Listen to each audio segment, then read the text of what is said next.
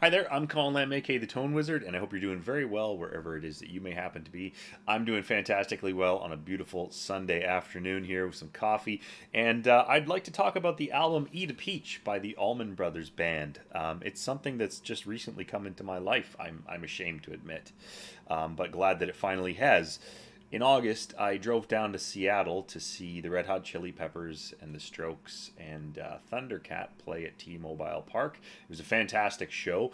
On the way down, I was looking for some nice little road trip in music, and I stumbled across the track Ain't Wasting Time No More by the Allman Brothers, which I think I may have heard, but never given a serious listen. I liked the track so much that I put the album on, and then I stopped and got a little waylaid on the way back on the way there. But on the way back, I was feeling pretty grizzled from my night at the concert. I had to go there and see the show and come back the next day because I got a little baby at home and I can't leave my wife with him, or she will probably leave me forever. At any rate, I was driving back and I let that album run the whole way through, and it was fantastic. And I like I say, shamefully, I wish I had listened to this sooner, but it was wonderful, and I wanted to talk about it on the channel. So here we are. I'm going to give you my kind of review of it and some interesting things that I've read about it. Now, Eat a Peach was released in 1972 on Capricorn Records.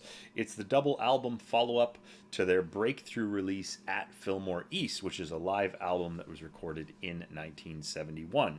Yap, as no one calls it, also features a mix of studio tracks and live recordings from June and March 1971 shows at the Fillmore East in New York City. It was produced by Tim Dowd at Criteria Studio in Miami, Florida, and Dowd had also worked on the band with the band recording at Fillmore East, and he has a bunch of really big credits to his name, which you should check out. I think the Bee Gees are in there, and a bunch of bands that are great. On an interesting side note, Tim Dowd is credited as a pioneer of early multi-tracking and also has a background in nuclear physics, including some work that he did on a certain project called the Manhattan Project. And I was reading that almost in disbelief. I mean, imagine being in the studio with a guy like that and being like, can I get a little more flange in the monitor, or some, one of the stupid things that musicians will say to somebody who's more qualified than them at what they're doing. But I thought that was an interesting fact to point out at any rate. This album is also the last of the Allman Brothers albums to feature guitarist Duane Allman, who died tragically in a motorcycle accident on October 9th of 1971. During this period, the band, drug use was also getting a little bit out of control. From what I've read, I'm not an expert on this. I can't say whether or not that's true, but what I read seemed to indicate that a number of the members were going into drug rehab for heroin use.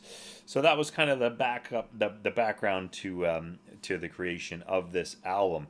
Now, eventually, Eat a Peach would go on to sell certified platinum. I think that was 1 million copies at the time. I don't even know what qualifies as platinum these days.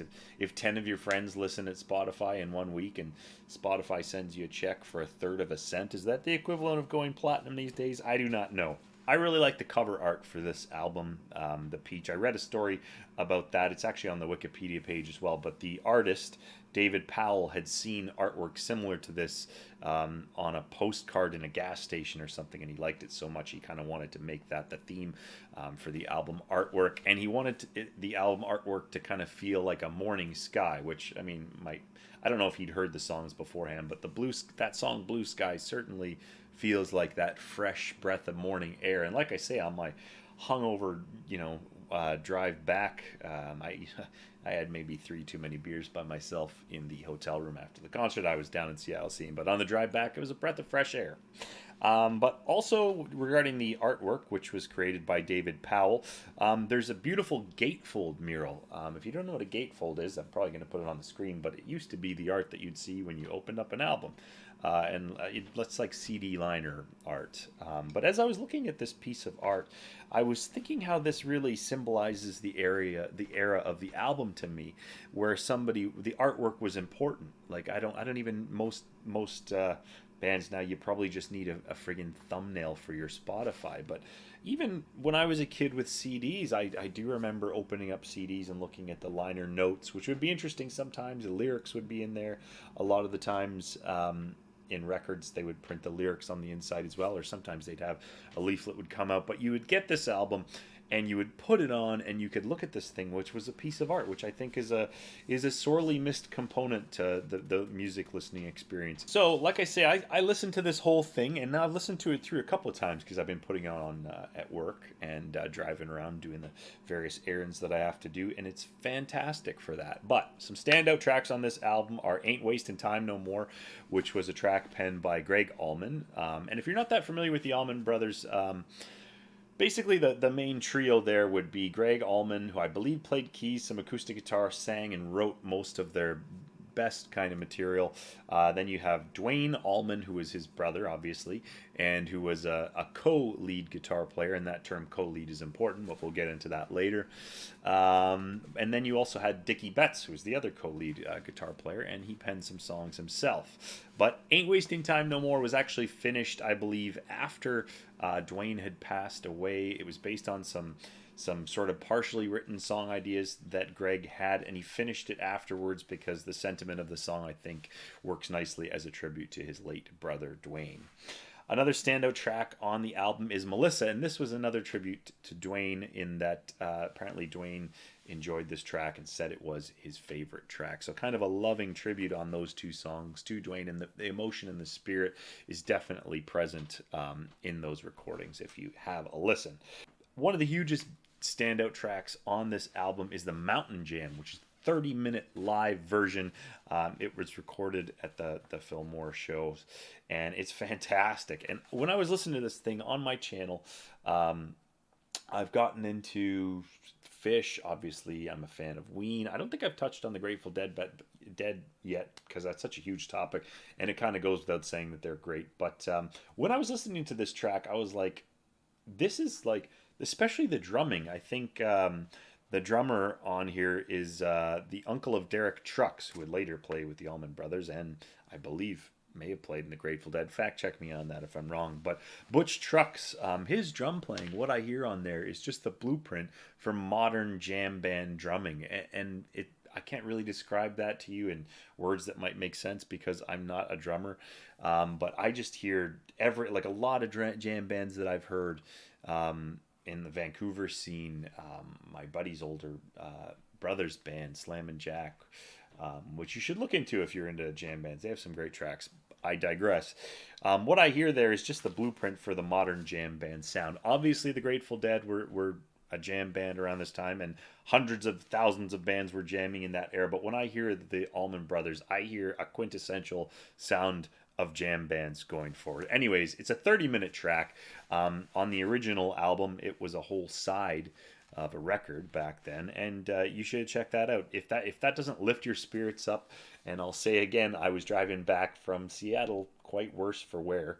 If that doesn't lift your spirits, I don't know what will, especially because I was driving back from Seattle, kind of through the outlying mountains of there, and then you kind of, when you're driving north from Seattle, when you cross the border back into Canada, you drive on a highway, and all you can see is a panorama of mountains, going from Vancouver Island across the north shore of Vancouver, and then right around out into the valley, and then behind you is Mountain Baker in Washington.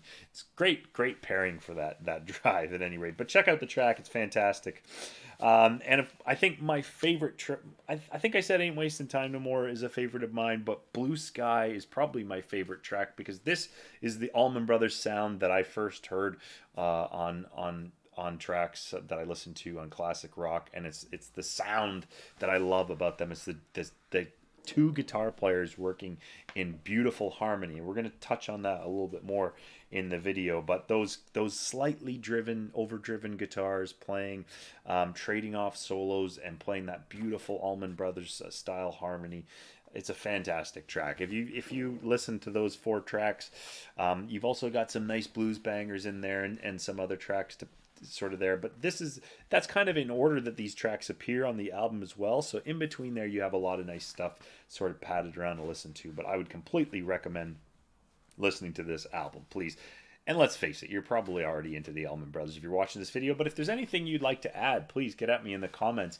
And also, if there's any good live footage, I haven't seen a lot of live footage from that era.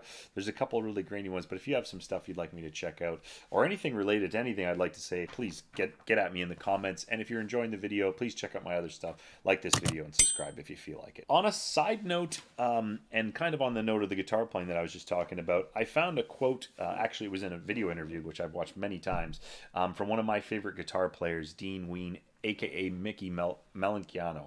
I'm not Melancheat. I can't say his last name because I'm a moron. But anyways, Duane from the band Ween had this to say about Dickey Betts during an interview that he did with Noisy.com, which was a great channel that used to interview guitar players. And I don't know why that stopped, but I'll put a link to that down below, but you should check that out. So Mickey said, "When I was 12 years old, I played junior hockey. We were on tour somewhere, playing hockey, obviously, at that age. And he, Dickey Betts, got onto the elevator with my father and I. He was the scariest guy. He was one of my favorites. I've been playing 2 guitar solos in my entire life. One is the one from Blue Sky." So Mickey basically in that video. I don't want to spoil that whole video. You should go watch it if you're into Gene Ween or Dickey Betts or just into guitar playing, because it's fucking cool.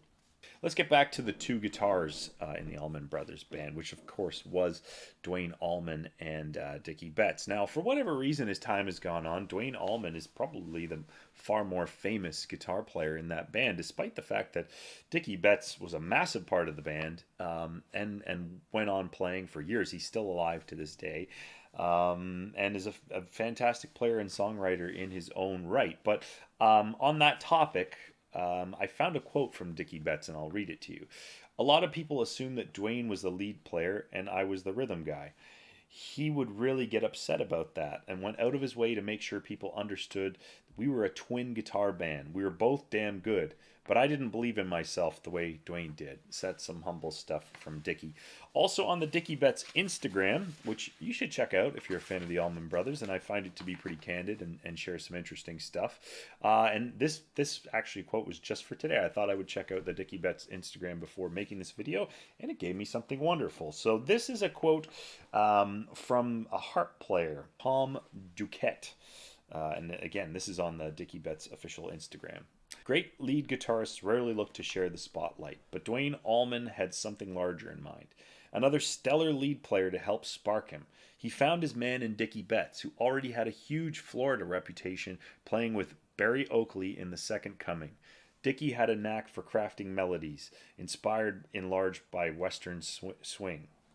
A unique approach that played a huge role in shaping the Allman Brothers' sound. His melodic licks were the perfect launching pad for Duane's guitar explorations. Together, Dickey and Duane redefined the possibilities of how 2 rock guitarists could work as a team. They alternated taking leads while also supporting one another with harmonies and counterpoints. I wish everyone could hear what I heard standing by their amps," says harp player Tom Duquette. "It's easy to focus on the leads, but the rhythms they laid down for each other were just incredible. The level of respect and musical love between Duane and Dickey was profound. What struck me when I first heard them play together was how they didn't try to outdo each other, but instead supported one another. Betts and Allman created a template that busted open the possibilities of the instrument, was often imitated but never duplicated, which the band followed to the end." Very nice words from Tom Duquette, who did indeed play with them, from the sounds of this quote. Now, I thoroughly recommend you listen to this if you haven't, and if you have and you have something to add, please do so in the comments. Again, if you've enjoyed this video, please subscribe to my channel, check out my other stuff, and like the video if you feel like it. But I'm going to give this album a very solid 9 out of 10. It's fantastic.